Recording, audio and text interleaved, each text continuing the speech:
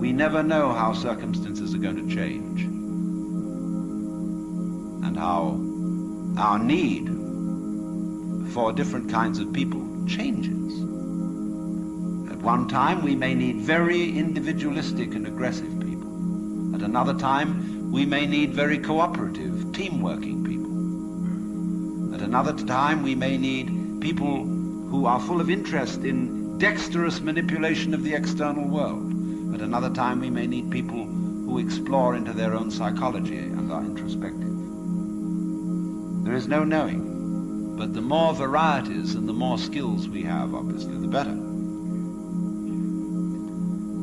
So you see, here again, the problem comes out in genetics. We do not really know how to interfere with the way the world is. The way the world actually is an enormously complex, interrelated organism.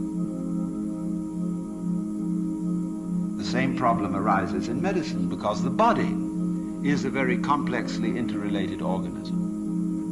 And if you look at the body in a superficial way, you may see there's something wrong with it. It's chickenpox. And there's spots that itch that come out all over the place.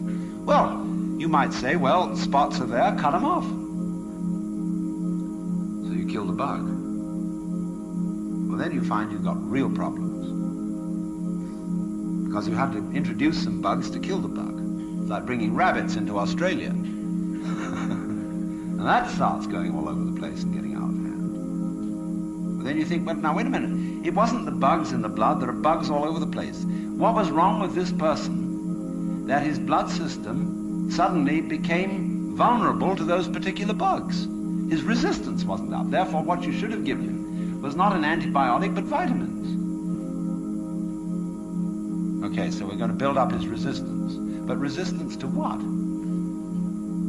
You may build up resistance to this and this and this class of bugs, but then there's another one that loves that situation and comes right in. See, we always look at the human being medically in bits and pieces because we have heart specialists, lung specialists, bone specialists, nerve specialists, and so on. And they each see the human being from their point of view. There are a few generalists, but they realize the human body is so complicated that no one mind can understand it. And furthermore, supposing we do succeed in healing all these people of their diseases, what do we then do about the population problem? I mean, we've stopped cholera, the black bubonic plague, we're getting the better of tuberculosis, we may fix cancer and heart disease. Then what will people die of? Well, then let's go on living. There'll be enormous quantities of us. Then we have to fix this birth thing. Pills for everybody.